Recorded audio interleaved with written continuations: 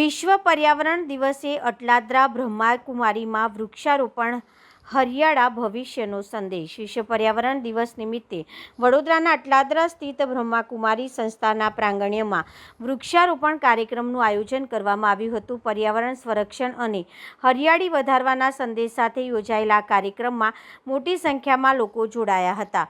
કાર્યક્રમમાં ward number 11ના councillor અર્ચનાબેન Patel, નિમિષાબેન શાહ, નરવીરસિંહ ચુડાસમા, ઉપેન્દ્ર પ્રજાપતિ, વોર્ડના પ્રમુખ તેમજ ભાજપના કાર્યકર્તાઓ વિશેષ ઉપસ્થિત રહ્યા હતા. ઉપસ્થિત મહાનુભાવોનું સંસ્થાની તરફથી સ્વાગત કરવામાં આવ્યું હતું. વૃક્ષારોપણ બાદ સૌને વધુમાં વધુ વૃક્ષો વાવવા અને પર્યાવરણ જતન માટે સક્રિય બનવા અપીલ કરવામાં આવી હતી. બ્રહ્માકુમારી સંસ્થાના સંચાલક અરુણાબેને જણાવ્યું હતું કે પર્યાવરણનું રક્ષણ એ દરેક નાગરિકની જવાબદારી છે અને વૃક્ષારોપણ દ્વારા જ આપણને આવનારી પેઢીને સ્વચ્છ અને હરિયાળું વાતાવરણ આપી શકીશું. કાર્યક્રમ દરમિયાન પર્યાવરણ જાગૃતિનો સંદેશ આપવામાં આવ્યો હતો અને સૌએ વૃક્ષોનું સંરક્ષણ કરવાની પ્રતિજ્ઞા પણ લીધી હતી. ઓમ શાંતિ.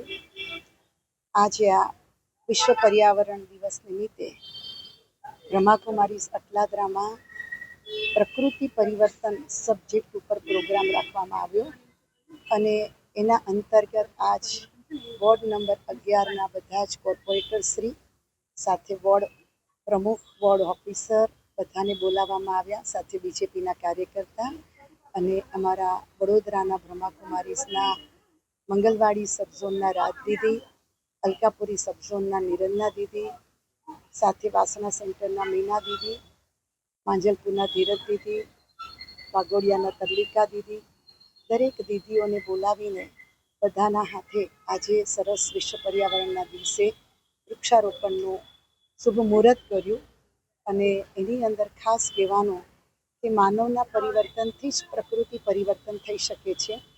તો માનવ આત્મા અગર સકારાત્મક બને તો પ્રકૃતિ પણ સકારાત્મક બની શકે છે.